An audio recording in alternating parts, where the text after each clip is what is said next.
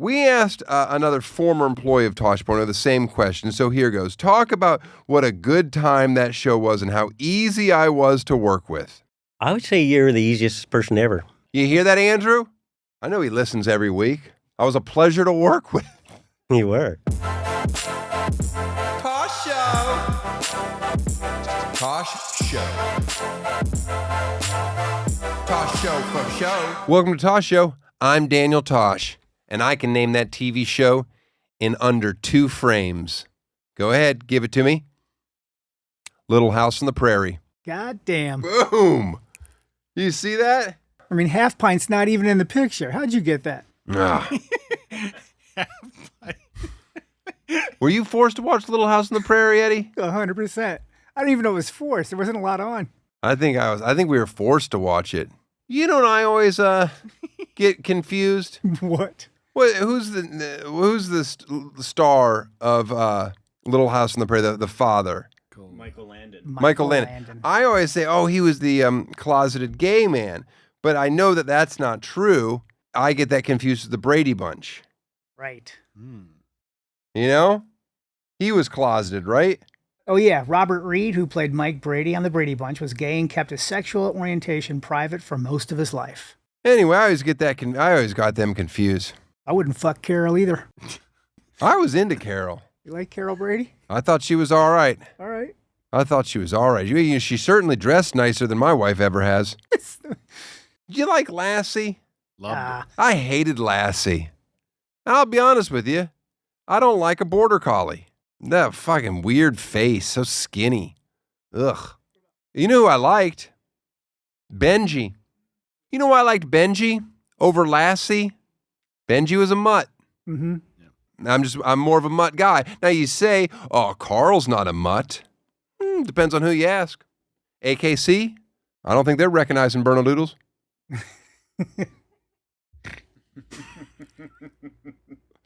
I know what I sound like when I talk. Fucking idiot. Sometimes I get nostalgic. These shows. I was cleaning out some stuff, as I always do. Right. I found this photo, and it was a photo I took of a man. Okay. Like just his face. Right. I mean, not like a man, like early 20s. Okay. And I was like, oh my God. I don't remember his name, but I'm like, it just immediately took me back. This guy worked at the Comedy Works in Denver, Colorado, a club you and I have worked a ton of times. Yeah. Oh, man. Remember, they were always like, we don't put you up in a hotel because we have a really nice condo. Oh, okay, Wendy, that's nice, but some of us would like room service, but that's beside the point. You stay at the condo, and you have to walk through a 7-Eleven, which oddly at the time was like a plus. Exactly. I was like, get some gross snacks at night and head on up to my room and, get rid of this weird faux fur blanket that has been jerked in by every other comic. Anyway, one week I was working there as a young comedian, and this guy was an employee there. And he and I just hit it off. And I just found him hysterical. And I just remember we went out every night. Maybe we went out during the day for lunch and stuff. All of a sudden, he has a best friend. He was just doing stuff. We were just hanging out. He was just funny. I was like, this guy is cool. hysterical. And then the next time I worked there, he didn't work there anymore. I just never, you don't ask. When you're a man, it's hard for you to ask for another man's phone number. Like, hey, we should stay and keep in touch and hang out. The point is, I'd like you guys, my fans, to find out who this guy is and where is he? What's he doing? And does he remember hanging out with me for a week? And were his memories fond? I like it. I'm curious. This is a mission for the listeners. Yeah, it's a job for the listeners. They can figure stuff out. Right. They seem to have all the answers. I know it sounds, I want to make sure I use the right PC term here. I know it sounds fruity. I think that's what. Yeah, you're supposed to. That's the. I think that's the right way to say it. But I just had a good time with this guy. We had tons of laughs. I don't know. I hope this works. I hope it works too. That'll be a fun guest. Yeah. Have him on. What if I would be heartbroken if he's like, what? I don't remember. Oh yeah, I did work there. Oh. Who? We hung out? I think this could be great. Okay. Speaking of blast from the past, today's guest, he was with us every step of the way on Tosh.0. And now he's here. He's back. So old. He is so old. He's our oldest friend. Yeah, he is, isn't he? Oh, he's a good guy. Enjoy. Tosh Show. My guest today worked with me at Comedy Central from our show's first day to its last. He's seen it all and knows too much. He's the most respected crew member in the history of Tosh.0. All right, that's fair. Please welcome keygrip Rick. I still have no idea what a keygrip is. All right, Rick, how are you? Doing fine, sir. Thanks for the invite, Daniel. How you been? Living the dream. What dream exactly My wife's is dream. that? Your wife's dream. How long you been married? Altogether, about 40 years. But how many I've got women two is wives, that? That's first two wives. women. 40 years to you. How many did you give the first one? First one was about 8, 9 years. How many years was was the writing on the wall? And you're like, oh, that we should have got rid of it then. Oh, well, I think it was probably after about 7, maybe. 7. It's we kind of separated, grew apart. That 7-year itch. Is that a real 7 thing? years. Well, I think it was itchy all the time. Yeah. That might be herpes. All right, Rick. Do you believe in ghosts? I believe in the spirit. I guess you can call them ghosts. The Holy Ghost. How about that one? Well, sure. He's like the top ghost. Yeah, he is. He's above Casper. I know. By the way, I want people to know, I thought I was going to be dressed exactly like you because every time I've seen you for just years and years, you have a black T-shirt on and a headband. And sure enough, you have a headband on. But today, you've fancied it up with a Henley. You've got some, I didn't know that you were, I didn't even know you owned the button shirt. My wife dressed me today. Oh, I mean, because that's as fancy as I've seen you. Yeah, I'll pop these buttons right out. Why do you wear black shirts every day of your life? Well, Is it just to work? It's for work, and if we see a reflection, like I was shooting something the other day in a beautiful black piano lacquer, and they say, "Hey, I can see your jeans." So you don't want to be that guy being called out when they're getting the take number 6 and they love it. So everyone wears what they call show blacks. Gotcha. All right. So there was a reason that you were always. There's in a black. reason. I don't yeah. feel like you could have mixed it up a little bit. Maybe wear like a navy or something like that. Could have. You were born and raised in Southern California. Tell me about what life was like here 7 decades ago. You could paddle out to Malibu and get waves to yourself. Mm-hmm. Anywhere you wanted to surf, you could do that. Let me Boards tell you were long. something. I surfed yesterday at the Rock. I'll say where I surfed. It was overhead, glassy. There's a real swell that was fading out, and I surfed for 2 people. Great. I mean, so it still happened. People always say, like, I don't know if it's revisionist history, like, oh, there used to be no crowds. It's like, you can still find it. You have to dedicate your life to it. And the reality is we get older and we can't dedicate every minute to surfing. Exactly. So you were a surfer. When did you start surfing? I was 11. First board was a Greg Knoll 811. Picked it up for $10 from the Greg Knoll shop right there off of PCH and Pier Avenue. And you just took to it right away? It was like, oh, this is it. Yeah, when you first stand up, you're on top of the world, Daniel. It's like, wow, it's pretty good. I started in 3rd grade, North Carolina. I was living in New Bern, North Carolina. We had something in common there because I went to a predominantly black school there. You grew up in a predominantly black neighborhood in Inglewood. Where else did you live? Then from Inglewood, we moved into Hawthorne. A slight notch up, would you we say, or called is that lateral? The neighborhood was called Little Watts. Little Watts. And all my schools were blended, so. What is your ethnicity? I've always been I'm Italian. You're an Italian. Did you guys know he was Italian? Yes. Okay. My mom was a Russian Jew. Russian Jew? So I say we're a Jew-wop. Uh-oh, I don't say that. I can say it. Eddie, is that okay? Please, don't go to Eddie. Rick, we're all in other. trouble if he's the barometer. You don't do drugs, but look like the biggest hippie I've ever laid my eyes on. I'd say I'm fit right in that mold. You I never... didn't bring any patchouli oil today, but I'm an old hippie. Did you go through a big drug phase? No, never did. Marijuana? Well, yeah, I did a CBD once in a while, but But not... But any of the other stuff, I mean, Are you still a hippie at heart? Yeah, I'm still a hippie at heart, Daniel. Did you go to college? A little bit, not much. I was more of a hands-on guy. I was doing metal welding and stuff like that, and then Malibu was 10 foot, and I didn't want to do arc welding in the summer and in the leathers so I just quit and then started surfing, and then I became a landscape contractor. Surfing took you around the globe, though.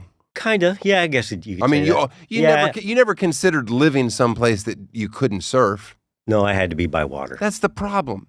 I've always said that's the problem with surfing. It ruins you in that you'll only live by water, which happens to be the most expensive areas to live. Right. It's a bad thing. And then being like, if you really dedicate yourself to surfer, that doesn't coincide well with making a good living. Exactly. I learned that when I was doing contests. You were a competitive surfer in California and Hawaii. Describe what that was like. Well, I did 1 year.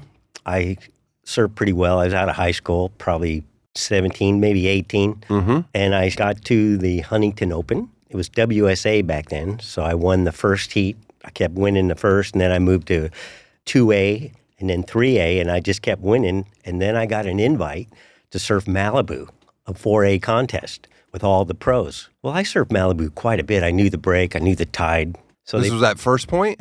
Actually, here's what they did. They put everyone out at Third Point, and we had it to ourselves. 4 guys in the water, double eliminations, from Second Point all the way to, and was lining up all the way to the pier.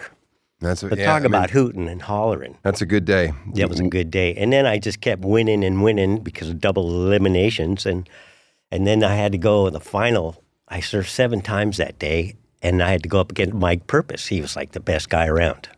Roundhouse cutbacks, and I studied him quite a bit. He was a South Bay guy. I go, I can't even paddle out. He goes, you got to go out. Well, he won anyway, but that was like a claim to fame. But like you said, there's no money in the business. What is this? Steamer's Lane in the contest. That's you. Yeah. Back in Steamer Lane. Boom. Oh, that water was cold. Cold water up in Steamer Lanes. You ended up in Australia.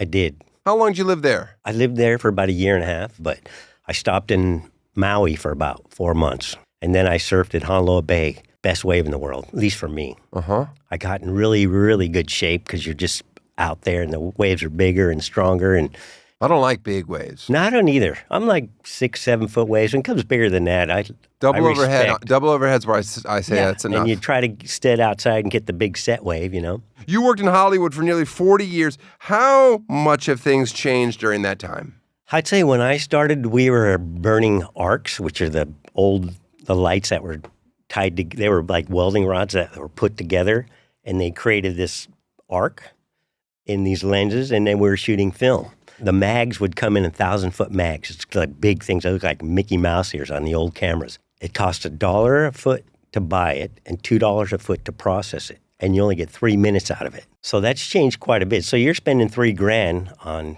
just 3 minutes, and who knows what's going to take. So then eventually they changed the lights. Now it's all LED, and the cameras are little chips. Yeah. Like Star Trek said, here's a chip we found about this planet, and all of a sudden everything's on it. Well, for people that always see the title key grip in the credits, and myself, what does a key grip do? I would say the key grip's responsibility is listen to the director, and then you want to listen to the head guy, the head electrician. And then anytime he moves, we go and service his light. So he puts up a light, we go in there and shape it or cut it. Then we put people on the dolly. Sometimes we have a dolly, sometimes it's just handheld. So we stay right next to the camera. A lot of times we see the cranes moving. That's probably 2 key grips, or sometimes it's camera operators now. Explain the difference between grip, best boy grip, and key grip. Okay, the key grip is pretty much the guy in charge. He's in charge of men and equipment. So you make sure you surround yourself with the best guys. Then the best boy is basically like your wife. You know, you get someone that is brilliant, really good at taking care of the numbers, making sure all your points fit together, and he basically handles all kinds of stuff. Like I say, Matt, we need 3 guys, and we're going to be doing this, and here's our order. So he'll get it all squared away, get it all sent in. That's our best boy. Can the best boy be a best girl? It can be a best girl. Do they change the title to best girl when it's a female? Sometimes, but I think they stick with the best boy. Okay. You know. That's got to be a fun credit read. Yeah. Best boy, Susan. Yeah. And then the key grip. And that's the key grip's the top. And then then just a regular grip. Got it. Right. There's a book titled The Grip Book, written by Michael G. Uva. Any correct. relationship to you? That's my big brother. Is it really? He taught me. Huh. Did you know that? Yeah. I was like a you knew it. silver spoon guy. I started in the commercial world. How good is your grip, by the way? It's good. Oh, man. That's a strong grip. Oh. What were the glory days of Hollywood? I think they treated you great. We were doing commercials all around the United States. So our boss, he lived in like a block and a half from Malibu Pier. His wife was a producer. So he'd fly us to all these different states. We'd send the trucks out, Grip and Electric. He was a photographer, so he didn't use many lights. He liked the sunrise, sunset, the beauty shots, golden hours. And then we'd stay in these great hotels, give us some money per diem. And Talk about the cocaine. Was there tons of cocaine back then? I think I missed that, fortunately.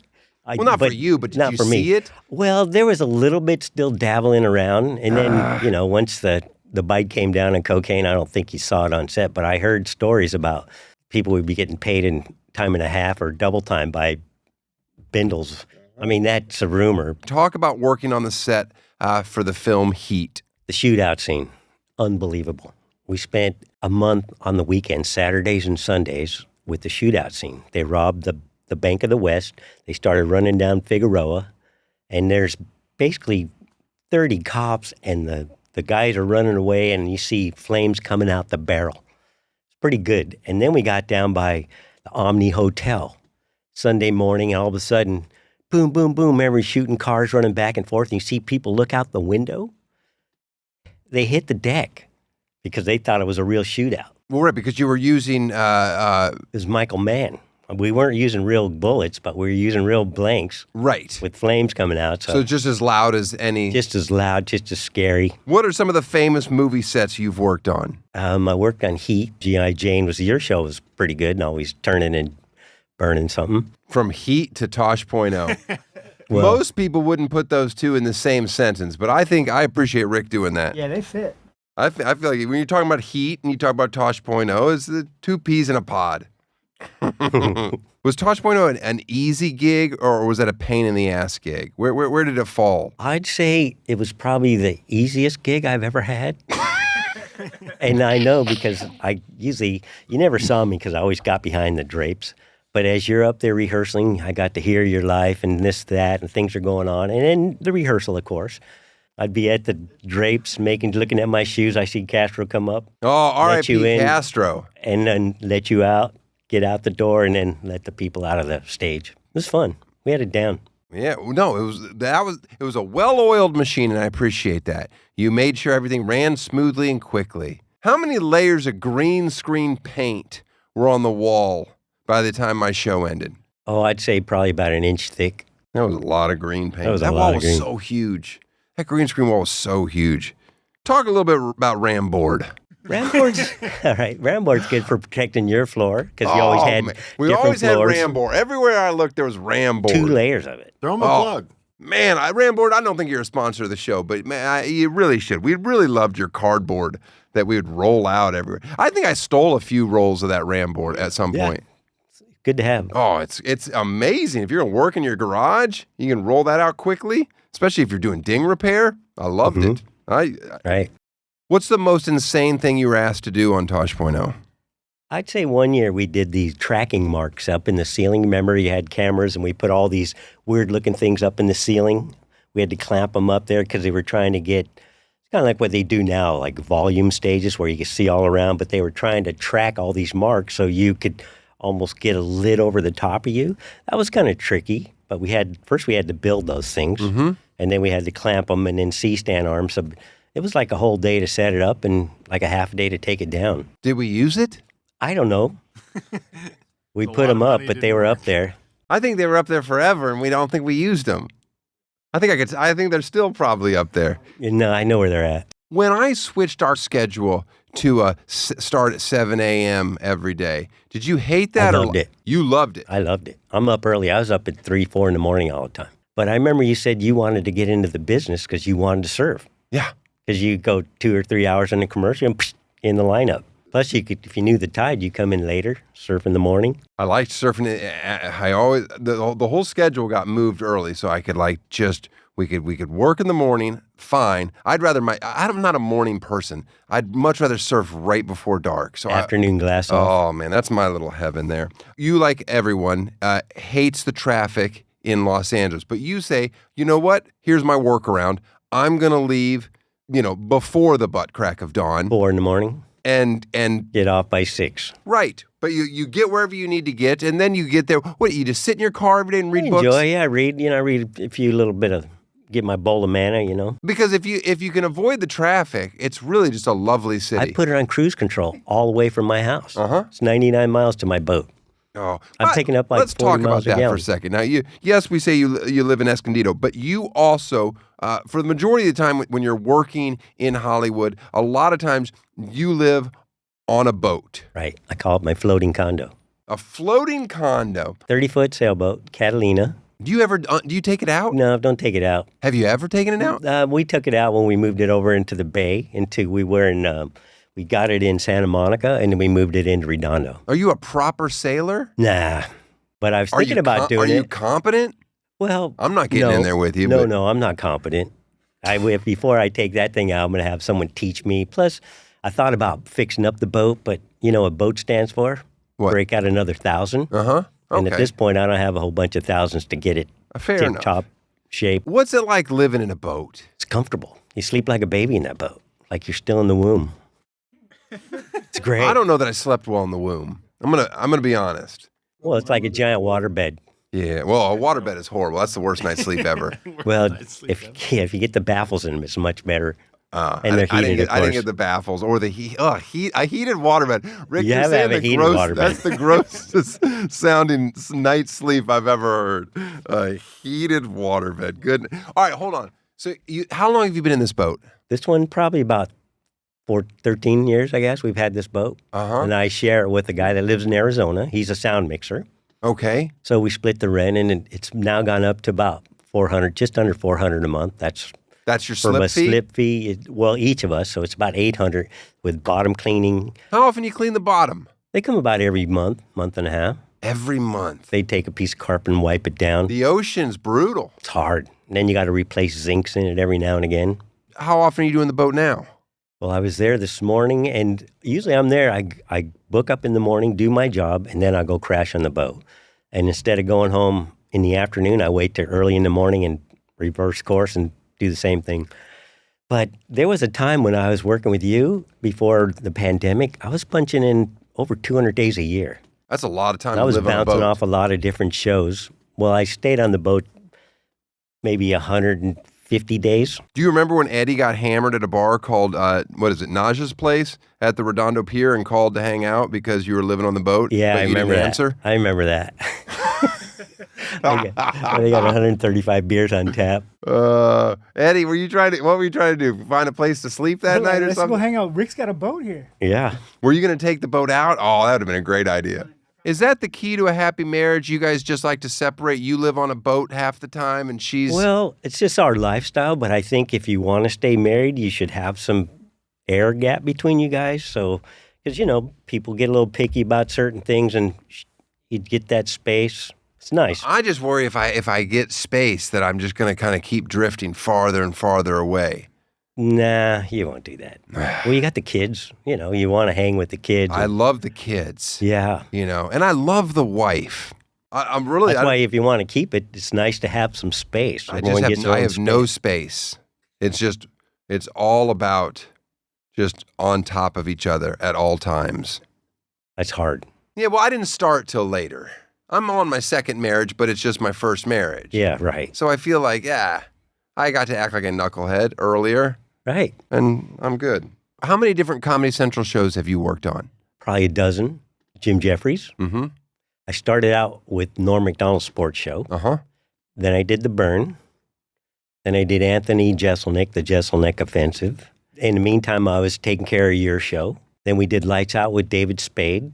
Then we did another one with David Spade that was After Party. That was a fizzle. It didn't last that long. And then a third one with David I Spade. didn't do the other one, it's David Spade. And then I did another one with Anthony again called Good Talk. That was pretty good. Uh-huh. and probably a few more. And then the pandemic happened. Wiped us all out. Yeah. Although we had pandemic money, so it wasn't so bad. Was I the only show that ever paid you after the show was canceled? Daniel, I want to say thank you for that. I mean, I could mention the numbers, but then again... Well, that doesn't seem appropriate. But, no, it's not appropriate. But were they good?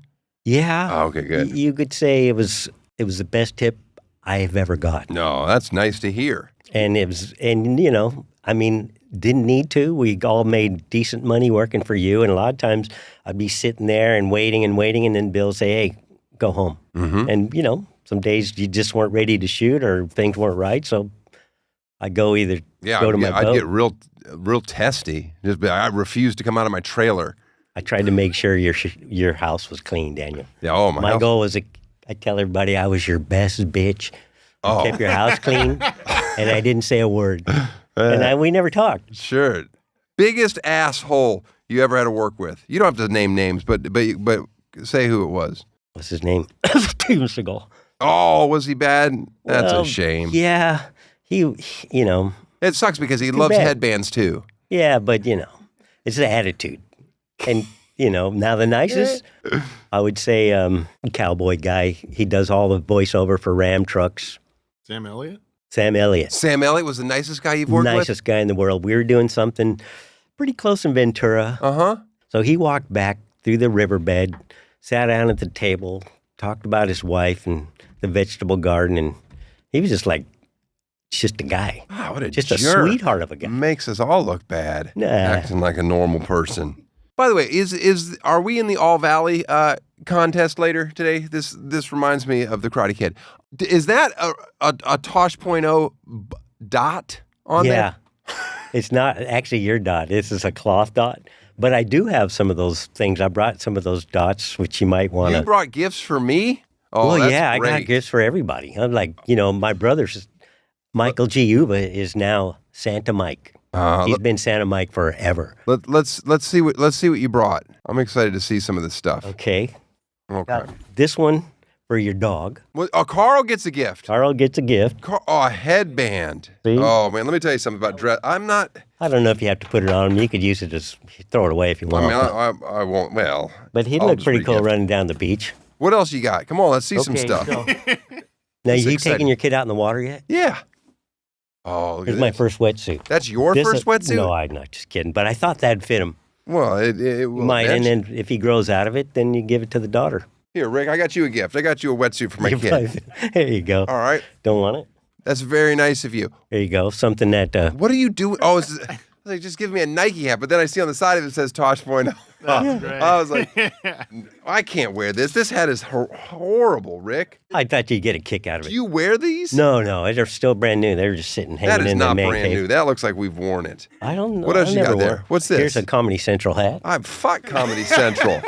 I'm not wearing a Comedy Central hat. Those pieces of shit. You know they fucked us, Rick. Why would we? Yeah, I want to support although them. I still work with them. Oh, sorry about that. Comedy Central, you're still good. I in do Rick's short eyes. form. That's fine. Okay. Well, so far, Rick, these have been just duds. This one you'll like. My buddy's a painter. Oh, that is pretty. I figured you'd like that. Uh-huh. Why would you figure I'd like this? Because you surf. Because it's waves. Yeah, it's waves. Wait, am I looking at it upside down? Oh, Rick, I was looking at it upside down. Yeah. It looks a lot better when it's... Oh, that's nice. Hey, look at that. Look at his artist friend. What's your buddy's name? Tony Ritter. Tony Ritter. Thanks for that. That's on metal.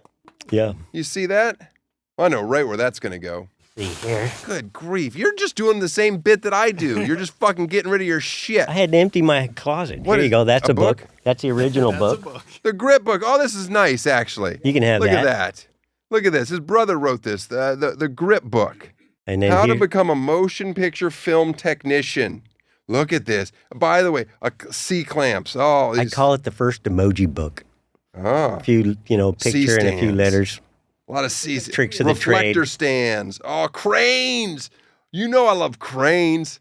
Oh, yeah. Well, nothing better than sitting in a crane. Well, you'd probably like this book because it's got all Jib's cranes and arms. This is the 6th edition. He's written 2 books? No, 6. He's on his 7th edition.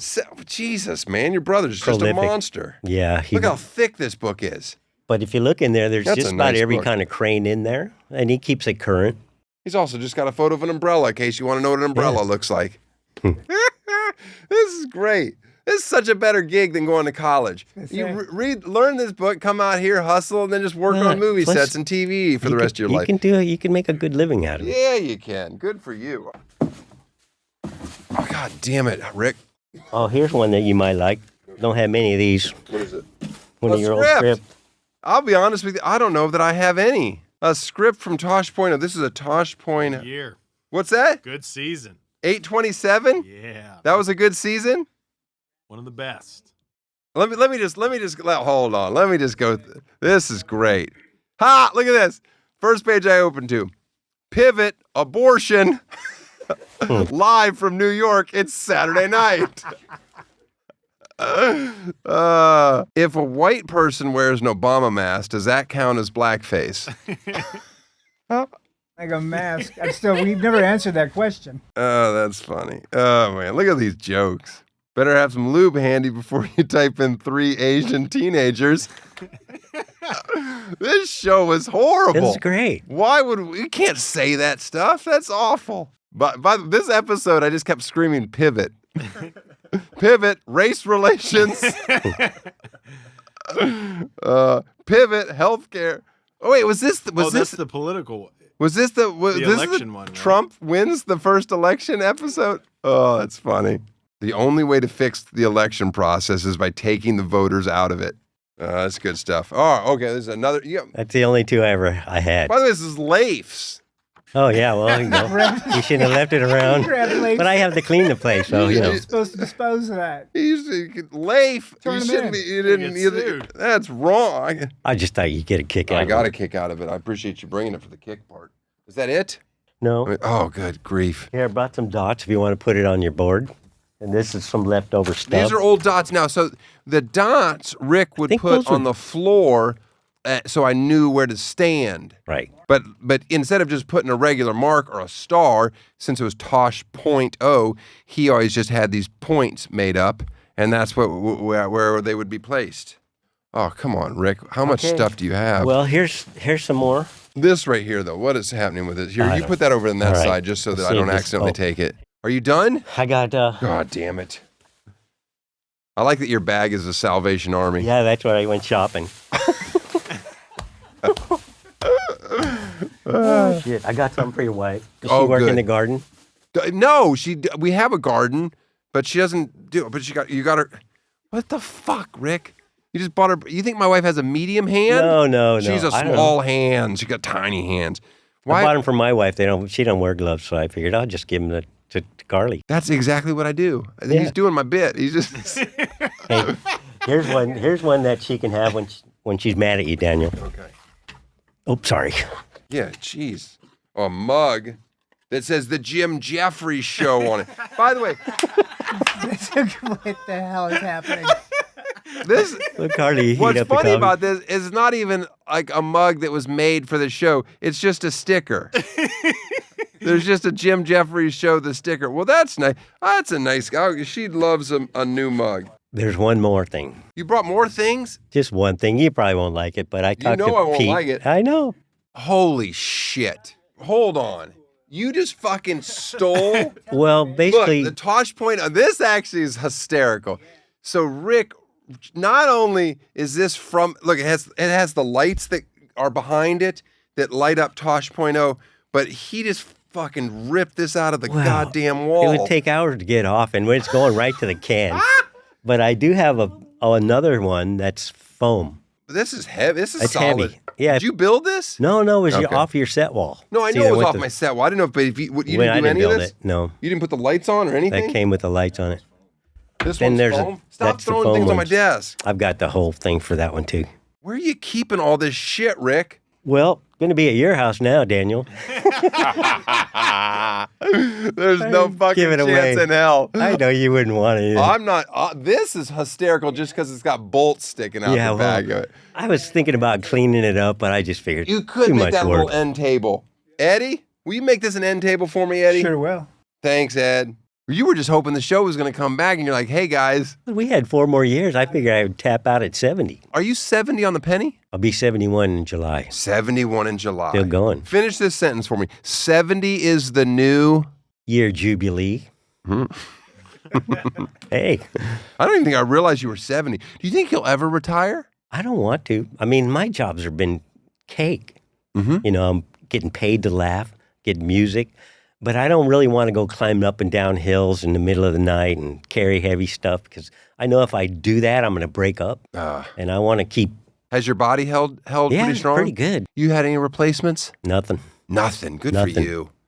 I'm holding out hope that I can live that life. Yeah. Well, how'd your dad and your grandparents?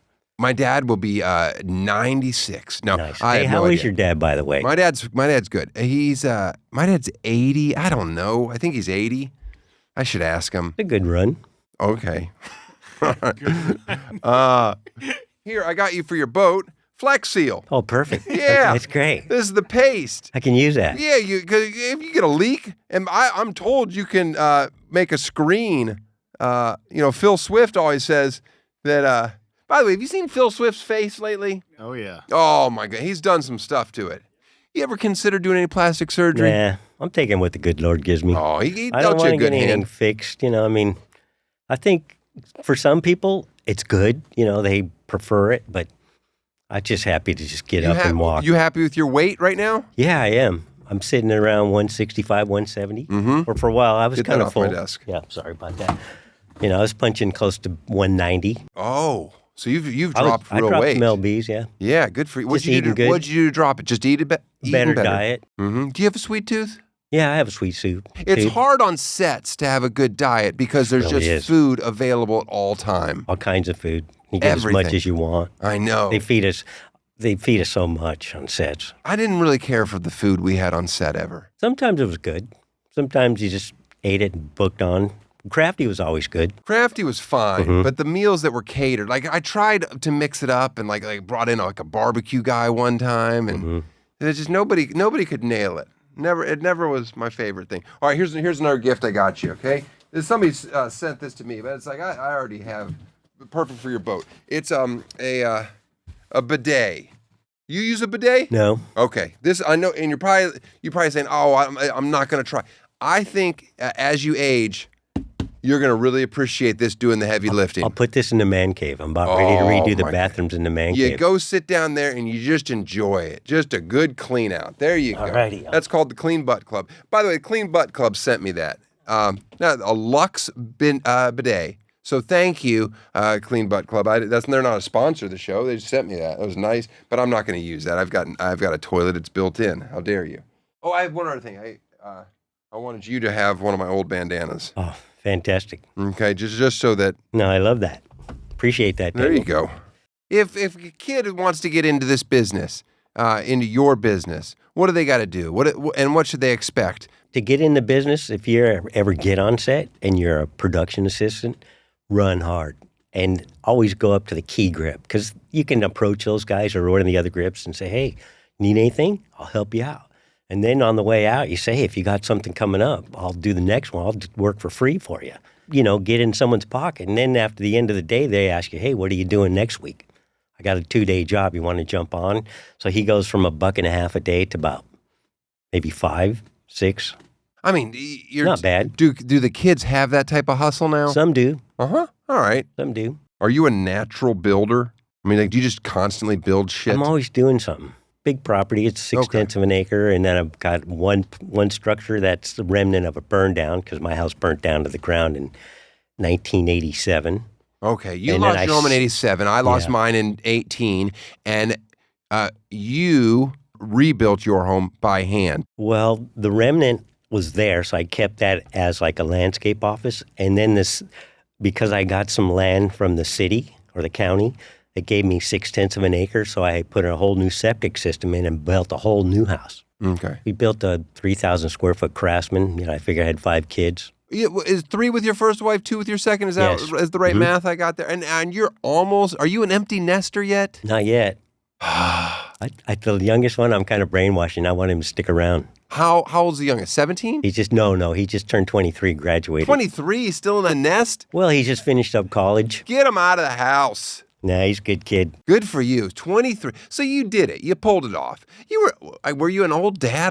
23. Well, I think I had my first kid because my oldest son is Teague. He's been on set. He's 45. Yeah, I think I was like couple of 25 your or kids 20. have worked on my show. Right? Teague and Shay. Okay. And they're still doing well. They're still taking care of some business and getting jobs. Wait. So how old were you? Do you know how old you were when you had your first one? Your first 25, child? 26. 25. How old were you when you had your last child? Well, it's 23 from 70. What's that? I don't know. 40, 45, 46 maybe? Oh, man. I'm an older dad than you are.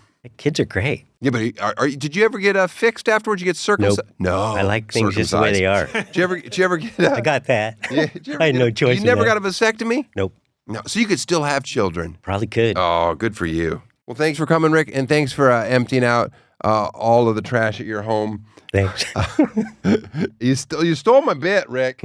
All right, thanks for being here, buddy. Thanks, man. Okay. Tosh Show. Thanks, Rick. It was good seeing you. And Carl, head up. Come here. Show everybody that Rick got you a headband. Huh? Loves it. You like it?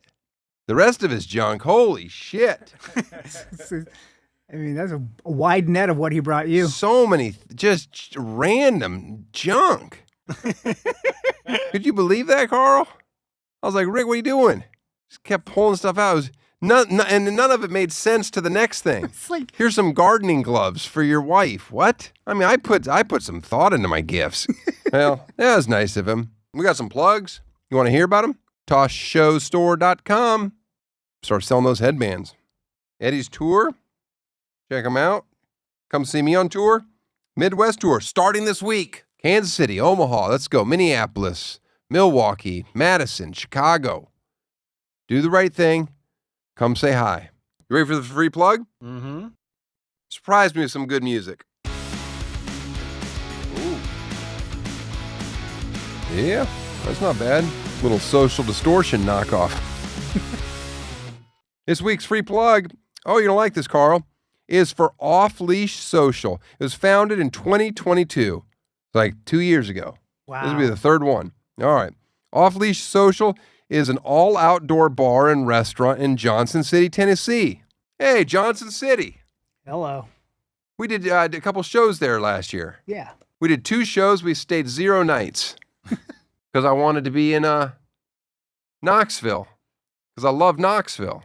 So I just stayed in Knoxville, went over and did the shows in Johnson City and stayed in Knoxville with my family was there because then we head on over to Pigeon Forge, get some cinnamon toast, and go to Dollywood. You know what I do. Gosh. I'll tell you what, I did not like Johnson City. I loved Knoxville. Johnson City, that's not my cup of tea. But this sounds good. Off-leash social. It's not like any dog park you've been to. Well, no, I thought it was a bar. They have live music, concerts, trivia nights, movie nights, stand-up comedy shows. Oh, man, here I was shitting on it. Watch parties, yoga, and a whole host of stuff. It sounds like it's just a park. We'll do anything. Yeah. You just it go is. there and do what you want. Dogs must be 6 months or older and need to have their rabies shot. Oh, okay, here you go. Telling us what we got to do with our dog bodies. That's going to really upset a lot of the anti-vaxxer dog people. Admission is $10 for 1 day or $40 for 1 month unlimited. What is it, every night? Kidding me? Ugh. Discounts for year memberships and second dogs from the same household. Wait, is it per person or is it per dog? Humans enter free. Okay, do you have to have a dog? Or can you just show up? What if you like to just pet other people's dogs? I don't like those fucking people. I had a dog. Oh, did you? Everyone has had a dog. Right. We'll get another one. Right, get another one. Touch mine. Full bar and food menu available. Well, what kind of food are they serving here? And is there a table to sit at? I'm confused about this off-leash social. Well, I hope people get there. Johnson City, Tennessee. I love Johnson City. Well, good on you, whoever came up with this idea. See you next week. Tosh Show. Tosh Show.